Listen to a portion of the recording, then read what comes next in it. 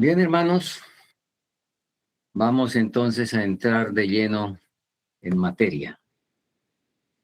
San Juan 8:32, versículo que podemos repetir de memoria, inclusive.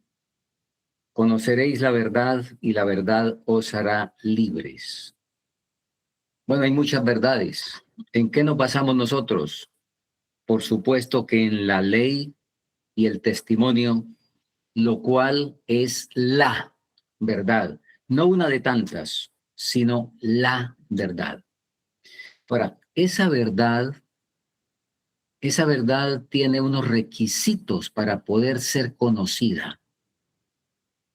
Y la inspiración nos lo dijo de una manera muy, muy concreta. El que desee conocer la verdad debe estar dispuesto a aceptar todo, no parte, todo lo que ella revele. No puede transigir con el error. El vacilar y ser tibio en obedecer la verdad es elegir las tinieblas del error y el engaño satánico. Así es que esta es la condición, no es una, no, la condición para conocer la verdad, estar dispuesto a aceptar todo lo que ella revele. Ahora, el enemigo de todo lo bueno se ha encargado, por supuesto, de distorsionar la verdad. En primer lugar, quiere que no se conozca. Pero cuando hay un investigador sincero, el enemigo entonces lo que hace es mezclarla, porque él sabe que el investigador sincero va a tener la experiencia que estamos leyendo y está registrada en Proverbios 4:18. Mas la senda de los justos es como la luz de la aurora, que va en aumento hasta que el día es perfecto. Muy bien. De modo que él ha mezclado, él se ha encargado de unir lo que Dios separó y separar lo que Dios unió. Dios unió el hombre y la mujer, el enemigo lo separó. Dios unió la fe y las obras, el enemigo la separó. Dios unió la ley y el evangelio, el enemigo la separó. Dios unió la justificación y la santificación, el enemigo la separó.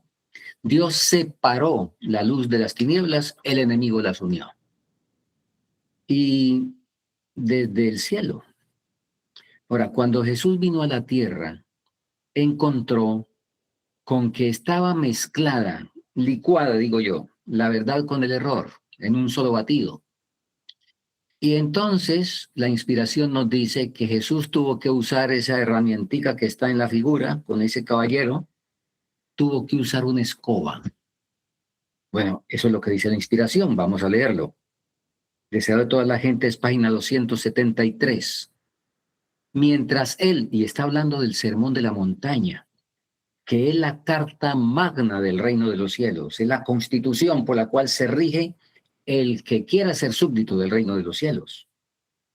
Pero resulta que los oyentes tenían la Torah mezclada con la Mishnah, que eran explicaciones humanas de la Torah, de la ley, allá del Antiguo Testamento, y además de eso tenían la Mishnah, tenían la Torah, luego la Mishnah, que era explicaciones de la Torah, y luego tenían la Gemara, que eran las explicaciones de las explicaciones.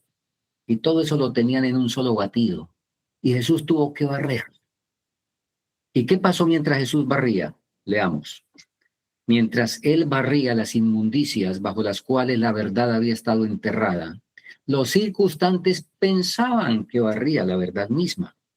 Se murmuraban unos a otros que estaba despreciando la ley. Pero él leyó sus pensamientos y les dijo, no penséis que he venido para abrogar la ley o los profetas. No he venido para abrogar, sino a cumplir. Hermanos, en el conflicto entre el bien y el mal, en todas las épocas ha sido necesario que venga el hombre de la escobilla, que la hermana White vio en ese famoso sueño de Guillermo Miller que está registrado en primeros escritos, y es algo escrito es para nosotros, para la iglesia de la Odisea, para la última iglesia.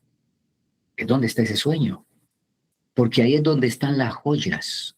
pero lamentablemente revueltas en basura. Y se necesita que venga el hombre de la escoba, de ese sueño, que venga el hombre de la escoba para que barra lo que no es y deje solamente la verdad tal como está en Jesús.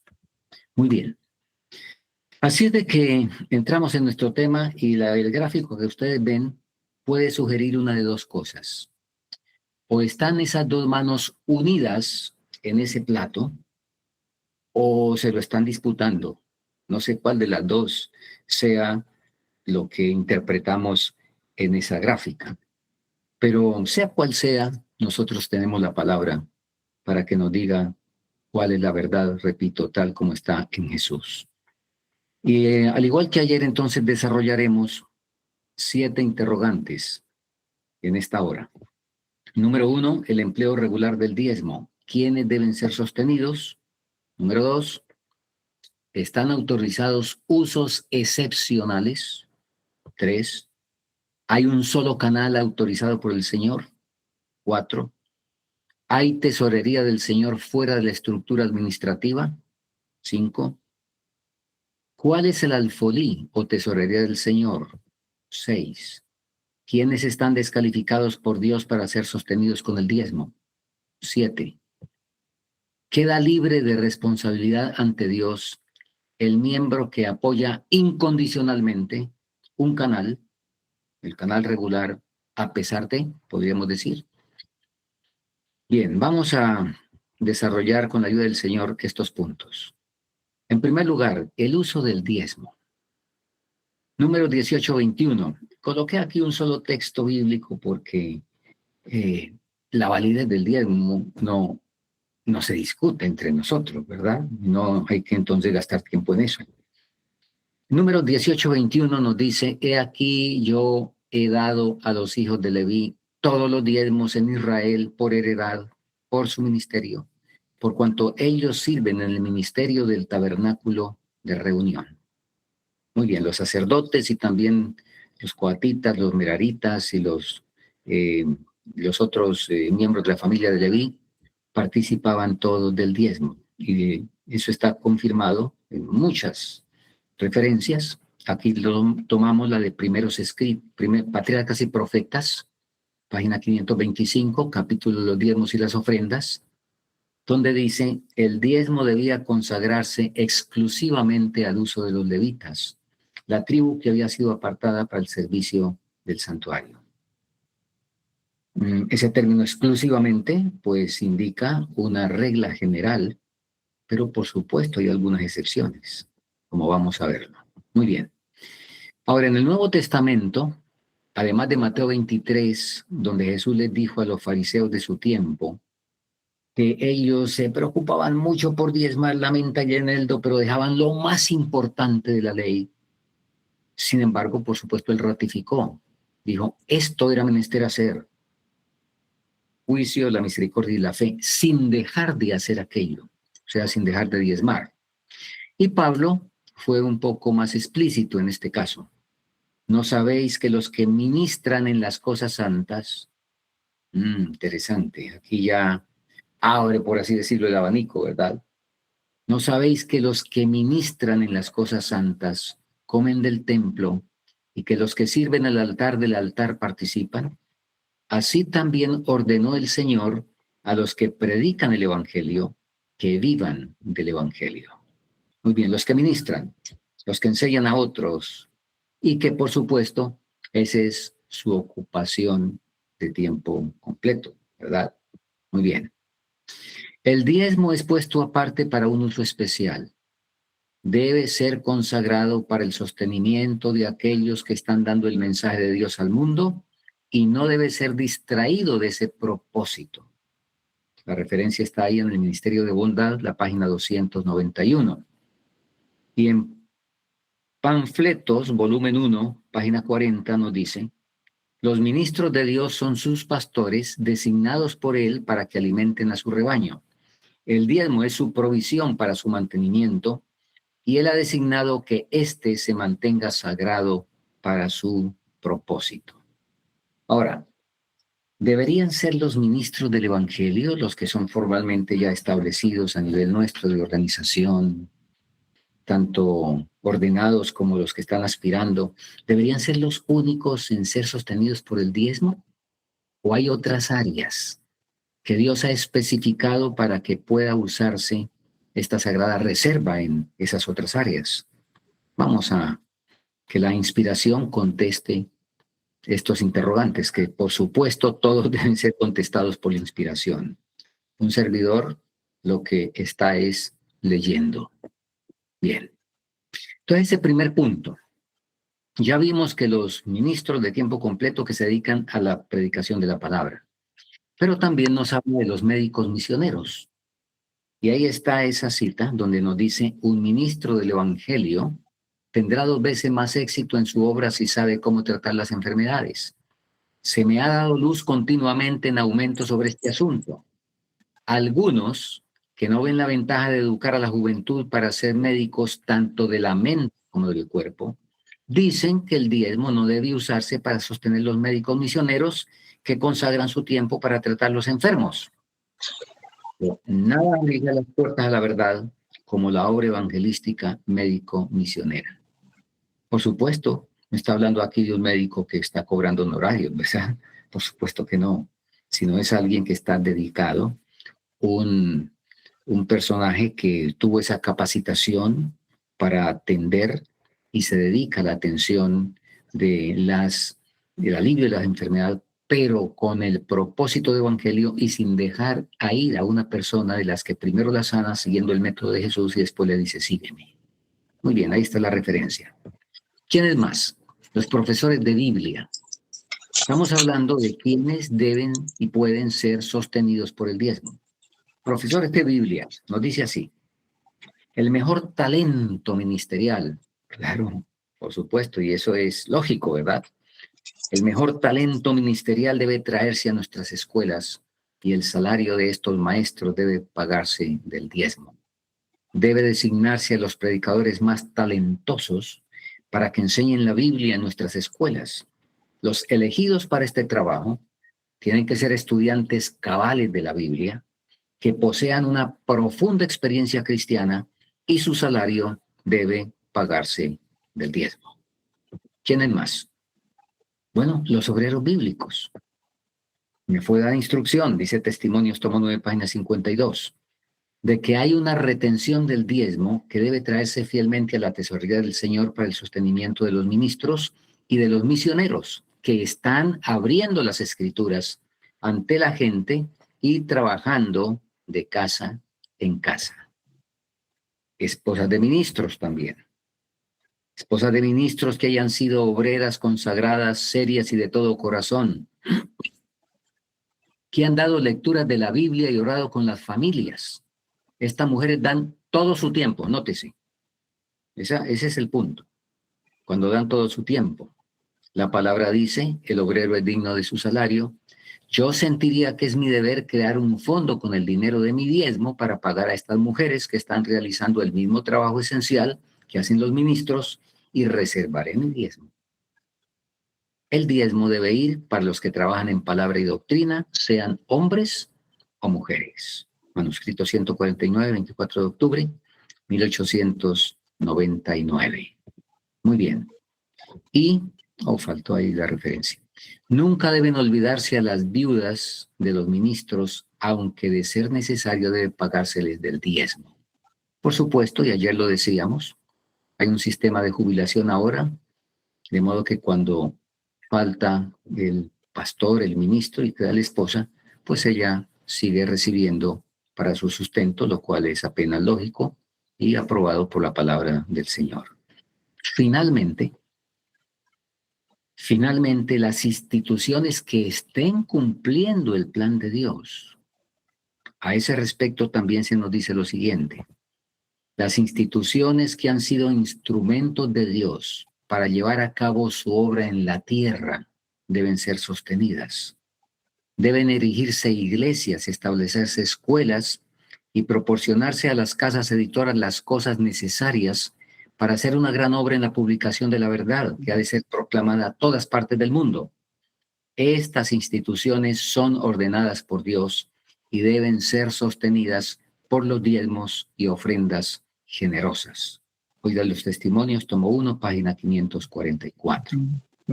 Bien, hasta aquí, por lo menos un servidor no ha encontrado controversia. No ha encontrado, pues, disparidad y opiniones por allá muy distintas. Ya cuando entramos a si hay usos excepcionales, ya entonces empiezan a aparecer ideas. Y este es el segundo punto que dijimos que íbamos a analizar. ¿Están autorizados usos excepcionales? Y vamos en primer lugar a la Biblia. Segunda de Reyes, capítulo 4, nos relata que había una gran hambre en la tierra. Y entonces, allá estaba el profeta Eliseo con unas 100 personas y apareció un hombre que traía unos panes y la Biblia nos dice qué clase de panes.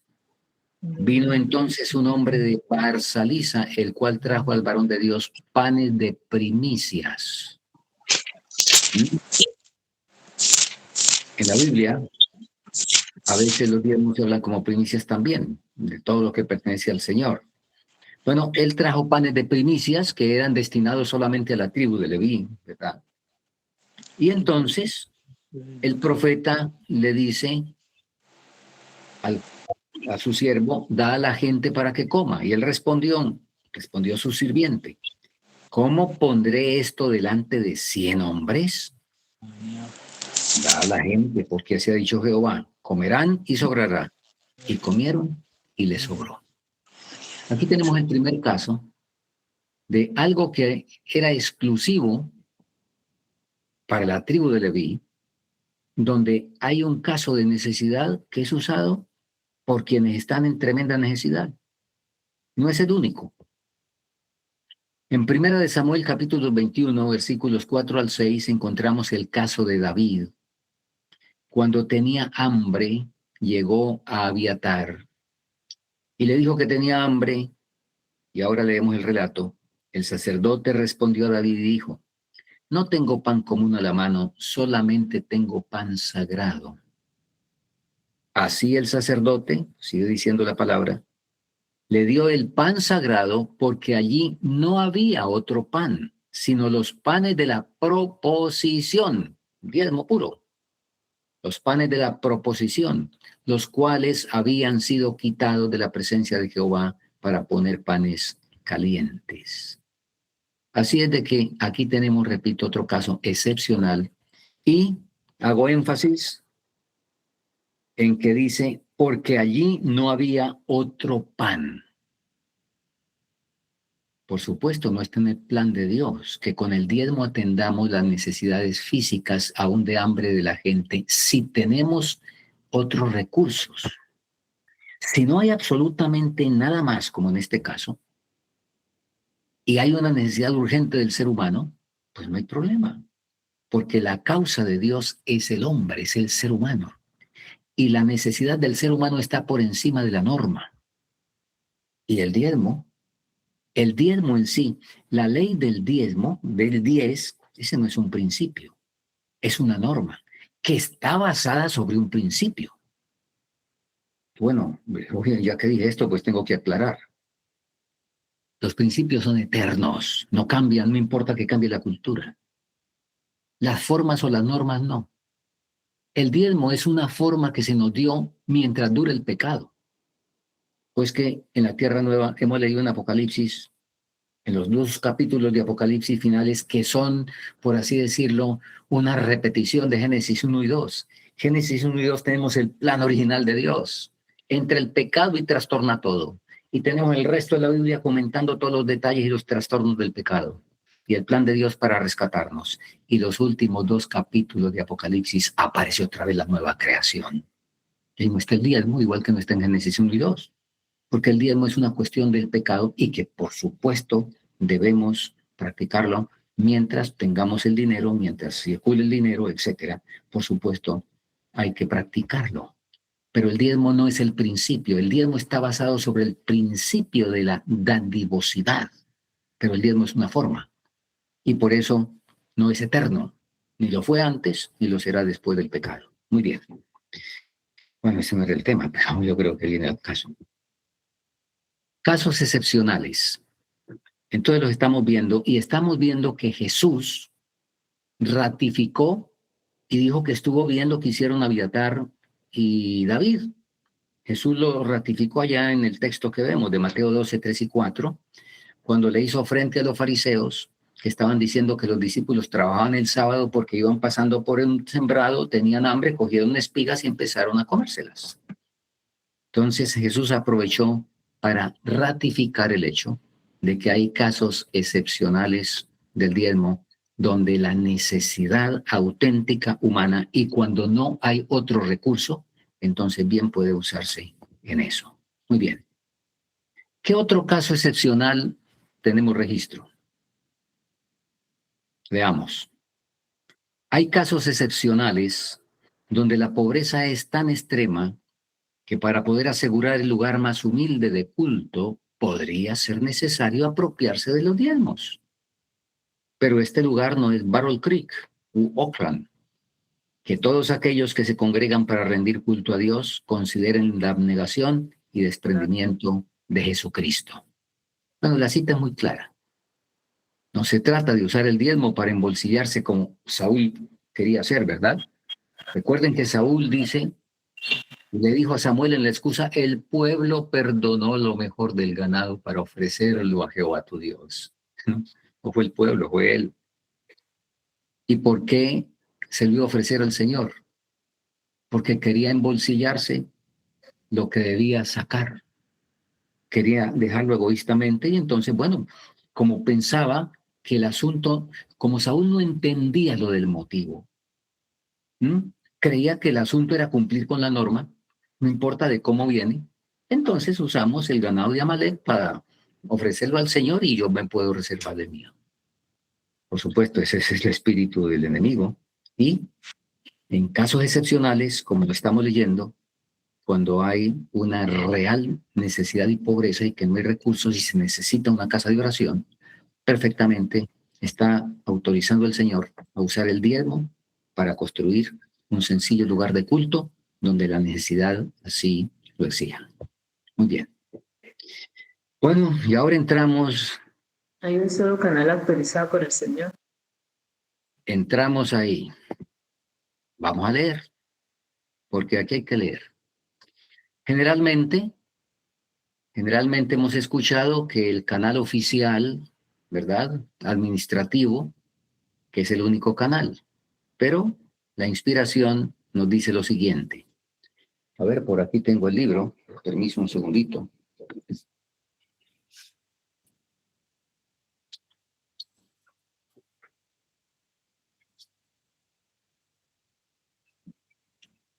El Señor no ha especificado ningún canal regular a través del que deben pasar todos los recursos. Eso está aquí. Que ustedes encuentran la referencia en la pantalla. Y nos reitera, Dios me ha dado un mensaje para los hombres que están llevando grandes responsabilidades en Washington y en otros centros de la obra. El Señor trabaja a través de varias agencias. Todos los recursos no han de ser manejados por una agencia u organización. A ver, hagamos una pausa porque es necesario comentar algo. En este punto, algunos controvierten porque dicen, no, a ver, el Señor está hablando que no todos los recursos, pero no ha dicho que el diezmo.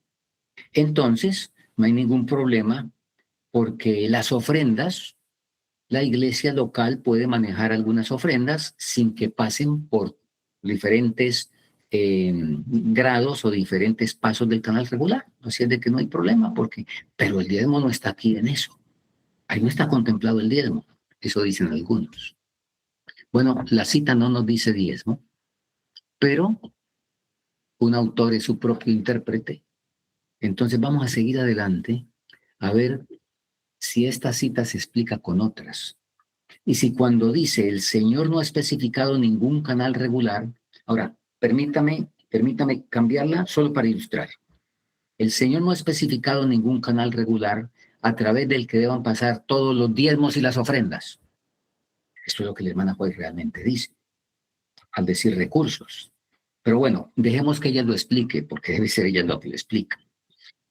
Continuemos con la cita la segunda cita, donde ella dijo, Dios me ha dado un mensaje. Ese mensaje es que el Señor trabaja a través de varias agencias. Todos los recursos no han de ser manejados por una agencia u organización. Si los hombres hubieran estado de pie, libres en la plataforma de la verdad, nunca hubieran aceptado la responsabilidad de inventar normas y regulaciones, como esa de que es un solo canal. Nunca hubieran aceptado la responsabilidad de inventar normas y regulaciones que impiden y restringen a los obreros escogidos de Dios en su trabajo. Ahí está con lujo de detalles toda la referencia que está aquí, como ya mostramos, pero está también en algunas otras referencias que las encontramos ahí en pantalla. Eso fue originalmente la carta 32A del 6 de enero de 1908. Así es de que queda respondida la pregunta. No hay un solo canal que el Señor designó. No lo hay. Hay alternativas. Bien. Resulta que a este par de caballeros... Una pregunta. Disculpe, hermano, en el chat, bueno, ¿de la referencia o de qué iba a ser la pregunta? Sí, entonces en el anterior pasaje que dijo, nosotros podemos dar directamente a los obreros que vemos que están haciendo el trabajo, los diezmos. Hermano, sí, hermano, discúlpeme. Vamos, hermano Juan, a cerrar el micrófono. Mañana tendremos toda una sesión de preguntas y respuestas. Por favor, anoten en el chat, ¿sí? Se me olvidó y gracias, hermano, porque me hizo acordar. Por favor, anoten en el chat las inquietudes que tengan. Abramos, hermano Juan, el chat para que se anoten las inquietudes y mañana, después de que veamos mañana el ejemplo de Cristo, entonces tendremos espacio para todas las preguntas. Gracias, hermano. Seguimos. Ahí encuentran ustedes en pantalla a Sutherland y Magan, misioneros que fueron al sur de los Estados Unidos y formaron el famoso Instituto de Madison. Y alcanzan a leer que ahí en la foto que se tomó dice, y fue la carta a la Unión del Sur en 1907, en febrero, donde la hermana White le dice allá a los dirigentes, es en armonía con las direcciones del Espíritu de Dios que los hermanos Sutherland y Magan y sus asociados han comenzado una obra en Madison. Era una obra independiente de la organización, que pues, bueno, son muy largos los detalles, si no vienen quizá al caso. Solamente el saber que era una obra independiente, no el mensaje, cuidado. Aquí no se trata de otras doctrinas, de otra cosa, no. Se trata de asuntos de mecánica, se trata de asuntos de dinero, se trata de asuntos de manejo, de eso es que se trata. Entonces, ¿qué les dijo a estos caballeros la hermana White? Ustedes están haciendo el doble de lo que ellos están haciendo. Esto fue lo que le escribió a Sutherland y Magan. En relación, y aquí la hermana White está hablando de la confrontación que tenían con el presidente de la Conferencia del Colorado. Ustedes están haciendo el doble de lo que ellos están haciendo. Acepten todas las donaciones que puedan recibir. El dinero le pertenece al Señor y no a estos hombres. La posición que asumen no es de Dios. La Asociación del Sur no debe poseerlos o controlarlos. No pueden ustedes someterse a su arbitrariedad. Por supuesto, la hermana White, la profeta, no está empujando a la gente a ninguna asonada, a ninguna revolución, a ninguna cosa de esas. Se trata de lo que tiene que ver con el avance de la causa del Señor. Y las maneras mejores deben ser usadas. Y cuando hay palos en la rueda, pues hay que quitar los palos de la rueda. De esto es que se trata. Y cuando lo que administrativamente está incorrecto y dando órdenes incorrectas, pues la hermana White dice, no pueden ustedes someterse a su arbitrariedad. Bien. Siguiente pregunta. ¿Hay tesorería del Señor fuera de la organización administrativa? Vamos a leer, vamos a leer. Aquí hay una aclaración ahora con Edson, el hijo de la hermana White, que Edson sí era un obrero formal, respaldado por supuesto por la administración, pero él se encontró en campos con necesidades mucho más grandes de lo que la denominación quería atender. El problema no es que no podía, sino que no quería atender la denominación por asuntos incluso raciales, lamentablemente. Fue entonces necesaria una obra sin la autorización oficial que Edson dirigió apoyado por su madre. La misma hermana White dio de sus diezmos y recursos y recibía diezmos que los enviaba fuera del canal regular. Eso, unido con la situación de Madison, Sutherland y Magan, originó una protesta del pastor Watson, el presidente de la Conferencia del Colorado, lo cual hizo necesaria que Elena de White colocara las cosas en su lugar. Bueno, esta es historia para que entendamos la cita que viene. Ahora, escrito está lo siguiente. Yo me he apropiado de mis diezmos y los he dado a los casos más necesitados que me han llamado la atención. Yo he sido instruida a hacer esto y mientras el dinero no sea retenido de la tesorería del Señor, no debe ser un asunto del cual se deba comentar. A ver, destaco las mayúsculas y en rojo. Mientras el dinero no sea retenido de la tesorería del Señor. Recuerden que estamos contestando la pregunta. ¿Hay tesorería del Señor fuera de la organización administrativa?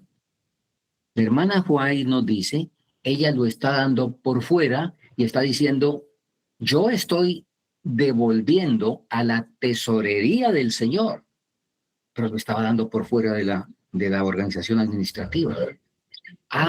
Queridos hermanos, entonces la tesorería del Señor no es un sitio, no, la tesorería del Señor es un uso apropiado.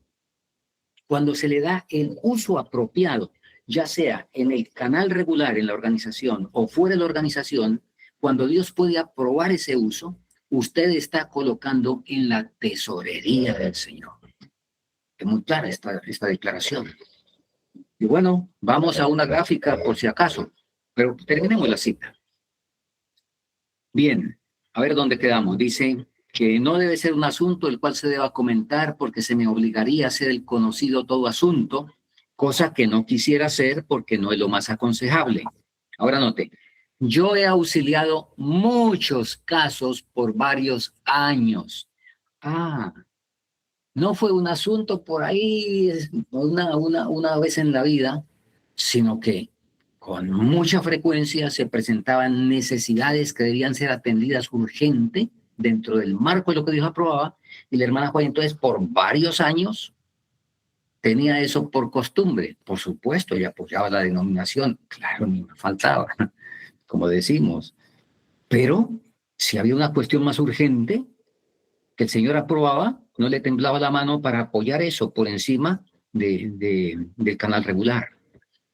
Bien, yo he auxiliado muchos casos por varios años y he suplido sus necesidades con el diezmo como Dios me ha instruido a hacerlo.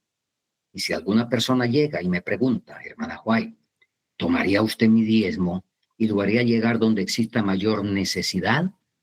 Yo le diría que sí, sí lo haría y lo he hecho antes. Yo alabo a estas hermanas que han depositado sus diezmos donde es más necesitado para llevar a cabo un trabajo que ha sido dejado a medio camino. Y si este se hace público, crearía un mal entendimiento que sería mejor dejarlo como está. A mí no me interesa darle publicidad a este trabajo que el Señor me ha encargado hacer y les ha mostrado a otros el hacerlo también. Subrayé esa última parte, les ha mostrado a otros el hacerlo también, y les voy a decir por qué. En 1979, parte de estas declaraciones llegaron a mis manos. ¿Cuánto hace? 47 años. Hace rato que el Señor tuvo a bien mostrarme este asunto. Yo recibí un papel con parte, repito, de esto. Yo no sé, no me acuerdo quién me lo dio y cómo. Dije, bueno, entonces escribí al Washington State, a los fideicomisarios encargados de custodiar los escritos de la hermana White. Sería largo los detalles que no vienen al caso. Recibí una carta al cabo del tiempo, cuando eran papel, cartas que iban y venían. Y entre otras cosas me dijeron, eso fue caso de la hermana White y ella estuvo autorizada para hacer eso porque era la profeta del Señor. Es un caso absolutamente excepcional, pero ninguno más tiene autoridad para eso. Bueno, para ese tiempo yo no había encontrado esto, porque como les dije, fue parte de esta carta de Watson la que me llegó. Después, cuando leí esto, que la profeta dice, este trabajo que el Señor me ha encargado hacer y les ha mostrado a otros el hacerlo también, pues yo tenía que escoger entre el buen consejo de los fideicomisarios o la palabra de la profeta. Y bueno, al Señor gracias, yo eso lo tengo decidido hace más de 50 años. Yo no tengo el más mínimo titubeo entre lo que dice la profeta y lo que diga el que sea, la junta que sea, al nivel mundial que sea. Yo no tengo el más mínimo titubeo y los animo a que ninguno tenga el más mínimo titubeo cuando se trata de lo que el Señor reveló a la profeta. Seguimos. Entonces, de acuerdo a lo que acabamos de leer, este árbol constituye la tesorería del Señor. Y hay dos ramas legalmente autorizadas por el Señor.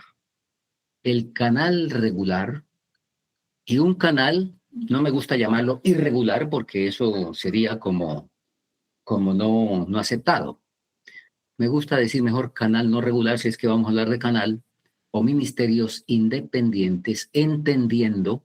Hoy en día se ha hecho toda una terminología de ministerios de apoyo y independientes y que esto sí, que aquello no. Hermanos, ¿cómo nos complicamos las cosas cuando la palabra es clara, verdad? Aquí estamos hablando de la independencia en el Señor que el Señor le recomendó a Sutherland y Magan cuando sea necesario. Estamos hablando de eso. Una independencia administrativa y de control. No de doctrina, por supuesto, por el contrario. Y es una bendición porque son los ministerios independientes en estas últimas décadas los que han mantenido la pureza de la doctrina. No con esto queriendo decir que ahí no haya cizaña, porque por ahí circulan muchas informaciones. Recibí en estos días de dos fuentes distintas unas filípicas larguísimas de un poco de trapo sucio de los ministerios independientes. Claro que los hay. Claro que los hay. En todas partes hay almas sinceras. Hay ministros sinceros y fieles en el canal regular que debemos apoyar. Los hay, y lo vamos a leer, que no los debemos apoyar según la palabra. Según la palabra. Y en los ministerios independientes, the same, la menchos, dígalo en el idioma que quiera, la misma cosa. La misma cosa. Trigo y cizaña en todas partes. Pero aquí estamos yendo a la palabra del Señor, donde de acuerdo al escrito está, la tesorería del Señor tiene esas dos ramas, que ambas son legalmente establecidas por el Señor. Muy bien. ¿Cuál es y dónde está el alfolío tesorería del Señor? Bueno, yo creo que esa pregunta ya quedó contestada. Y el tiempo se nos va y falta todavía, bueno, tendremos que avanzar un poquito. A ver, en tiempos del Antiguo Testamento, como están leyendo en el versículo de de Nehemías 13, 5 y 12, había el alfolí eran unos almacenes, unos depósitos, unas bodegas donde se llevaba el maíz, donde se llevaban los dátiles, donde se llevaba, en fin, la comida para los sacerdotes y la tribu de Leví. Ese era el alfolí. Entonces, en tiempos actuales, pues obviamente funciona el dinero. Y Malaquías 3:10 nos dice dónde debemos colocar el diezmo. Traed todos los diezmos al alfolí y haya alimento en mi casa. Hermano, y pues es tiempo de hablar muy claro. Y estamos hablando claro, ¿verdad? Porque, bueno, la palabra del Señor es clara. Si usted está, y a ver, retrocedo aquí. Si usted está siendo alimentado por el canal regular y ahí hay alimento, y usted va al templo y encuentra reverencia y encuentra que el Señor es exaltado y encuentra que hay un mensaje auténtico y encuentra que no hay música por allá de club nocturno ni con ritmos raros, ponga el dinero ahí porque hay alimento en esa casa. Y el diezmo hay que llevarlo donde hay alimento. Pero si en donde usted está, ahí no hay alimento, entonces busque donde hay alimento. Y si el alimento está en otra parte geográfica, pues Dios está donde hay alimento. Donde no hay alimento fue que Dios no estuvo. Eso es muy claro. Eso es muy claro. Lucas 1. A los pobres colmó de bienes y a los ricos envió vacíos. Bueno, mañana cuando veamos el ejemplo de Jesús, vamos a encontrar algo extraordinario en relación con eso y no me voy a adelantar. Entonces, el mensaje de Malaquías es, haya alimento en mi casa. Donde hay casa del Señor y que se detecta por qué hay alimento, el Señor dice, bueno, coloque ahí para que siga habiendo alimento. Muy bien. Bueno, hermanos, y aquí es donde menos debo comentar, en este punto 6, porque la inspiración es sumamente clara y por efecto de las sensibilidades que hay, pues es mejor no hablar mucho, sino leer. ¿A quiénes prohíbe el Señor apoyar con los diezmos? Tito 3:10, al hombre hereje, después de una y otra amonestación, deséchalo. Tal vez su traducción dice al que causa disensiones. Claro, es que la herejía causa disensión, pero esta traducción al hombre hereje es más significativa, es una de las buenas traducciones de ese texto. Es lógico. ¿Esto qué explicación necesita? Ninguna. La hermana Joy sigue diciendo en Testimonios, tomo 3, página 553. Sería una mala política sostener con la tesorería de Dios a aquellos que realmente estropean y dañan su obra y quienes están constantemente bajando la norma de la cristiandad. Tampoco necesito mucho comentario de eso. Siguiente punto. Pesan terribles ayes sobre los que predican la verdad, pero no son santificados por ella. Ustedes están viendo ahí las referencias de cada una de estas citas, de estas declaraciones. Muy bien. Y el punto 4, a quienes no practican la reforma por salud. O sea, estamos hablando de a quienes el Señor prohíbe apoyar con los diezmos.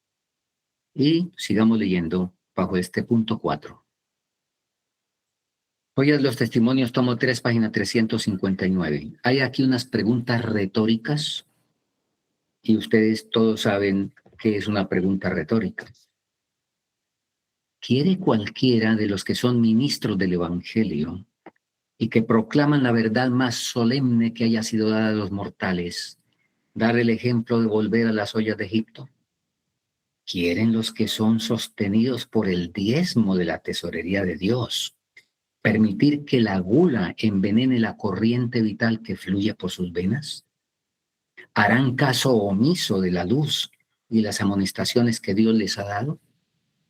Bueno, no quise colocar más citas porque hay otras cuantas citas, como una que ahí en Consejo sobre el Régimen, página 484, 485, dice que ninguno de nuestros ministros dé un ejemplo, y algunos tradujeron un mal ejemplo, pero la palabra en inglés es más fuerte, La traducción más exacta sería que ninguno de nuestros ministros dé un ejemplo inicuo en el consumo de carne. En fin, pero sigamos leyendo. Testimonio, volumen 6, página 378, también en Consejos sobre el régimen alimenticio, página 545. Ningún hombre. ¿Cuántos? Ningún hombre debe ser consagrado como maestro del pueblo, mientras su propia enseñanza o ejemplo contradiga el testimonio que Dios ha dado a sus siervos para que presenten con respecto al régimen, porque esto traerá confusión. Su falta de consideración por la reforma pro salud los descalifica para presentarse como mensajeros del Señor.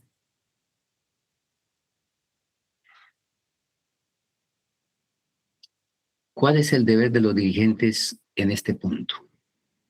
Sigamos leyendo. Ahora en Joyas de los Testimonios, tomo 2, página 505. Mandad a las iglesias obreros que vivan de acuerdo con los principios de la reforma pro salud. Enviad a quienes puedan ver la necesidad de dominar el apetito, pues de lo contrario serán una trampa para la iglesia. Una administración fiel que obedezca al Señor debe colocarle trampas a la iglesia, o tienen la autoridad dada por el cielo para que quiten mejor las trampas. ¿Cuál de las dos? Ahora, si la administración es infiel y no cumple con su deber, desobedeciendo al Señor, ¿qué deberían hacer los miembros? Sigamos leyendo. Y leamos ahora el manuscrito primero de 1890, citado en la matutina Cristo Triunfante, página 151. David no buscó el consejo de los que pecaban contra Dios. Esto es algo en lo que muchos fracasan. Los que así hacen han quedado en la oscuridad de la medianoche porque han elegido el consejo de quienes no caminan en armonía con los mandatos del Señor. Estos disculparán el pecado en el pecador, aun cuando no se haya arrepentido, y pasarán por alto los errores que Dios no ha perdonado.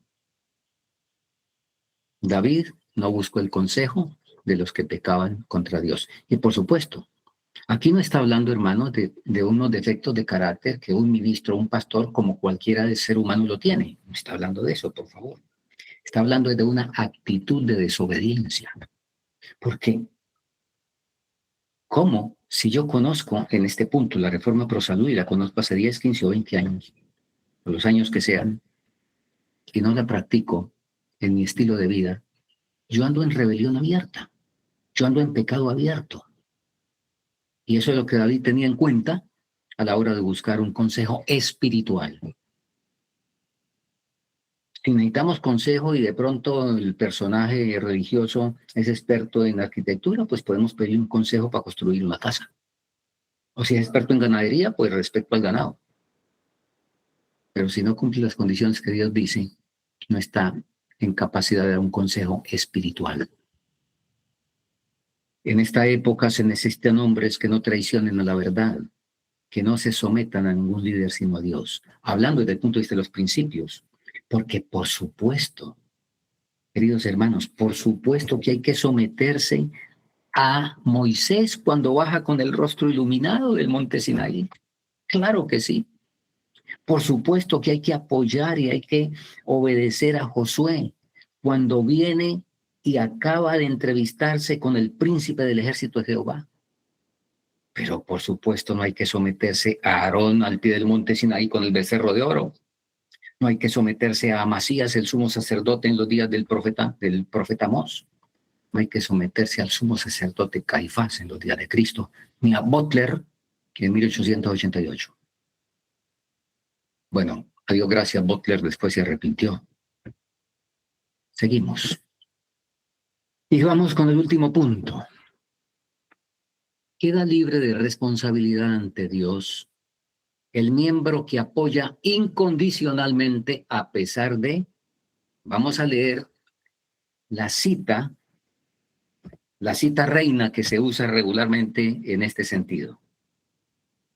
Algunos no han estado satisfechos y han dicho, no seguiré pagando el diezmo porque no tengo confianza en la forma como se administran las cosas en el corazón de la obra. Pero, ¿robaréis a Dios porque pensáis que la dirección de la obra no es adecuada? Presentad vuestras quejas claramente y con franqueza, con el espíritu debido a las personas responsables. Pedid que se hagan los ajustes necesarios, pero no retengáis lo que corresponde a la obra de Dios y no seáis infieles porque otras personas no están obrando correctamente.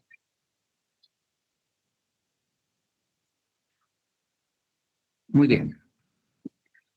A ver, hermanos, ya lo dije antes, lo voy a repetir. ¿Quién es el mejor intérprete de un escrito? Pues el que lo escribió, ¿verdad? El que lo escribió. Podría dar una serie de ejemplos, pero creo que es suficiente con eso, no hay necesidad de alargarnos. Entonces, vamos a ver cómo fue que Elena de White, no solo en precepto, sino con su práctica, nos ilustró qué fue lo que ella quiso decir aquí.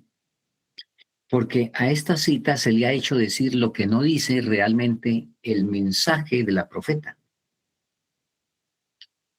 Porque resulta que hay que presentar las quejas. Si no se hacen los correctivos, el hermano juez dice, cuidado, cuidado, usted retiene, cuidado, deja de devolver el diezmo. Ah, pero es que resulta que ya vimos que hay alternativa. Si donde está dando el diezmo, en este canal, en el que sea, ya sea esta rama o esta otra rama, como vimos allá en la ilustración, lo está dando en esta rama, ve anomalías, hable. Si no se arreglan, ¿qué alternativa tiene? Pues váyase para la otra rama. Sencillo. Y si está dando en esta rama y hay anomalías y usted habla y no se corrige, pues busque dentro de esa misma rama otros ministerios o váyase a la otra rama. Eso fue lo que Elena de White quiso decir, como vamos a comprobarlo con sus palabras. En la carta Watson, el 22 de enero de 1905, la hermana White le dijo lo siguiente: yo le hago saber este asunto para que usted no cometa errores. Y, entre paréntesis, hemos aclarado cuál era el asunto, de que ella estaba, por años ella había dado el dinero afuera y, sigamos leyendo, por muchos años ha habido, nótese bien, hermanos, por eso, bueno, viene a mi mente Oseas 4:6, mi pueblo fue destruido porque le faltó conocimiento. Cuando nos falta conocimiento, pues uno comete muchos errores en la falta de ese conocimiento. Por muchos años ha habido y los hay todavía personas que han perdido la confianza en las distribuciones que se les ha dado los diezmos, quienes han depositado el diezmo en mis manos y me han dicho que si no lo tomo, ellos mismos lo depositarán en la familia de los ministros que más lo necesiten, que ellos puedan encontrar. Yo les he tomado el dinero, les he dado un recibo por él y les he dicho cómo fue usado ese dinero. Hermanos, aquí está la respuesta clara a esta cita anterior, ¿verdad? A esta cita anterior. Cuando a ella, fíjese, algunos han dicho no seguiré pagando el diezmo, no seguiré pagando el diezmo porque no tengo confianza en la forma como se administran. Entonces regularmente se ha dicho que cuando eso ocurre, usted debe llevar allá y que usted no es el responsable, sino que los responsables son allá ya los que lo reciben. Eso es lo que regularmente se ha dicho. Pero la hermana White nos está diciendo algo distinto, porque a esa gente que vino y le dijo, he perdido la confianza, ella no le dijo lo que supuestamente la cita anterior dice. Aquí está su testimonio. No le dijo, bueno, mire, bueno, cierre los ojos porque es que aquí somos humanos y eso, porque de todas maneras usted tiene que cumplir su pacto con Dios es allá porque no hay otra posibilidad. Entonces, pues cierre los ojos y bueno, ¿qué podemos hacer? No les dijo eso. Los que han perdido la confianza, dijo, bueno, está bien, muestre. Y entonces ella le hizo un uso mejor. Muy bien. Lejos de lo que hemos escuchado, Dios dice algo tremendo respecto al apoyo que se hace a pesar de. Leamos estas dos citas. Hoy en los testimonios somos 1, página 90. Pesan terribles ayes sobre los que predican la verdad, pero no son santificados por ella, y también sobre aquellos que consienten en recibir y sostener a los no santificados para que ministren en palabra y doctrina. Y una declaración más extensa que dice lo mismo, pero más extensa. Leemos ahora en Testimonios el tomo 2, página 552. Si Dios pronuncia unai sobre aquellos que están llamados a predicar la verdad y se niegan a obedecer, hay unai, aquí hay tres grupos, ¿verdad? Aquí está el primero. Los que están llamados a predicar la verdad y se niegan a obedecer, grupo 1. Grupo 2. Unai más grave descansa sobre los que toman sobre sí esta sagrada responsabilidad sin manos limpias y corazones puros. Y grupo número 3. Así como hay ayes para aquellos que predican la verdad mientras su corazón y su vida no están santificados, ese es el punto 2, grupo 2, hay también ayes, punto 3, sobre aquellos que reciben y mantienen a los no santificados en la posición que no debieran ocupar. Bueno, hermanos, lo que el Señor dice es muy distinto a lo que muchas veces dice el hombre. Cuando nuestro pueblo, manuscrito 25.891, cuando nuestro pueblo tiene tan poco discernimiento que fortalece las manos de los que mienten y continúan haciendo el mal, se hace responsable por su mal proceder. Dios no está con él. En el juicio se verán algunas cosas que ahora los hombres no disciernen. Entonces se avergonzarán de haberse asociado a tales influencias. Bueno, hermanos, vamos terminando en unos 4 minutos más. De todas maneras, regularmente hasta las 6:15 seguimos en preguntas, ¿verdad? Y como no hay preguntas, entonces podemos continuar. El Señor no le ha dicho a nadie de que le entregue la mayordomía a otro. Hermano, eso no es bíblico en ninguna parte. Primera de Corintios 4 dice, téngannos los hombres por administradores de los bienes de Dios. La inspiración confirma eso diciendo, el Señor nos ha hecho sus mayordomos. Él ha puesto sus recursos en nuestras manos para una fiel distribución. Él nos pide que le demos lo que es suyo. El Señor nos ha hecho individualmente sus mayordomos.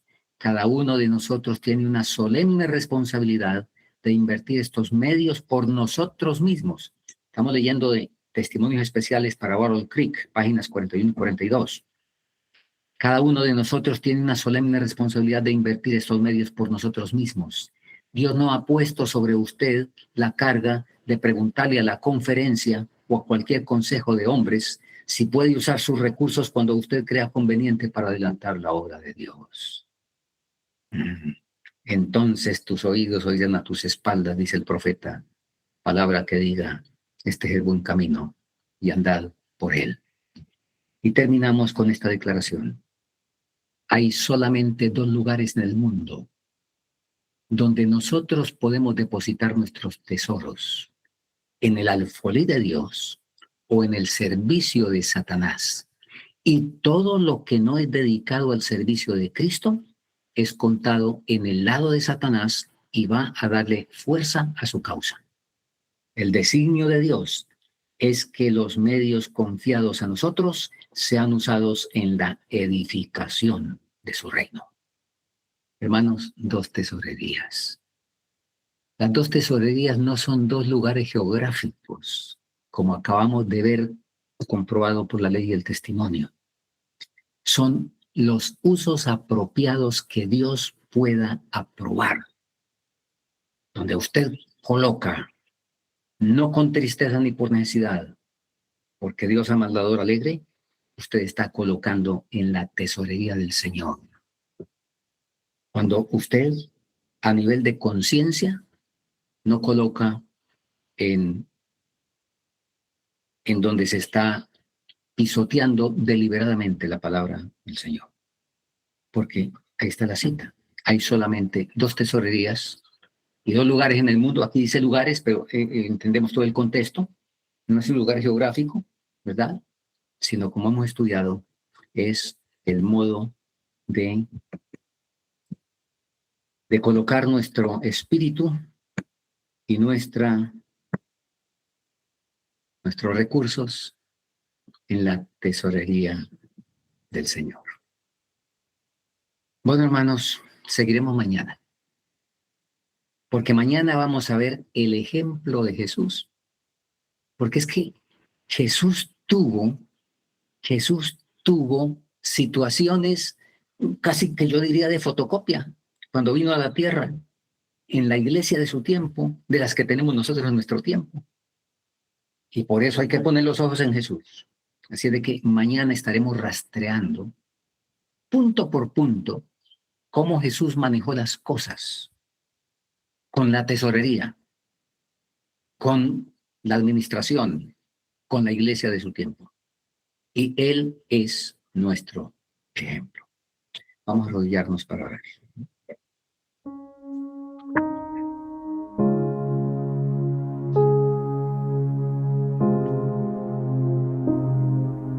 Nuestro Dios y Padre, agradecemos porque la exposición de tus palabras alumbra y hace entender a aquellos que, como leímos en el Salmo 25, queremos aprender del manso y humilde para recibir esa promesa hermosa que encaminará a los humildes por el juicio y enseñará a los mansos su carrera. Querido Padre, tú conoces cada corazón. Tú sabes que por falta de conocimiento hemos incurrido en muchas situaciones que no eran las mejores, pero muchas, porque tu promesa y tu palabra dice que tú pasas por alto la ignorancia. Pero cuando vemos, entonces, que tu Espíritu pueda en nuestras mentes y corazones colocar el sentido de responsabilidad que ahora tenemos, que no teníamos antes de ver. Guíanos en fe y en justicia. Gracias por habernos asistido. Creemos que así lo ha sido y nos seguirás asistiendo al mantenernos con el corazón sincero buscando la honra, la gloria y el honor de tu nombre. Durante hoy acompaña a nuestros hermanos en sus diversas labores, que podamos mañana otra vez reunirnos para seguir considerando el ejemplo perfecto, porque cuánto necesitamos poner los ojos en Jesús. Gracias por escucharnos, Padre Celestial, porque tu promesa es que si pedimos en el poderoso nombre, que no hay otro nombre debajo del cielo de los hombres, entonces recibiremos respuesta a la oración. Por eso usamos ese poderoso nombre, Cristo Jesús, para en su nombre presentar nuestra petición ante ti, oh Padre Celestial, por el nombre amado de tu Hijo Cristo Jesús. Amén.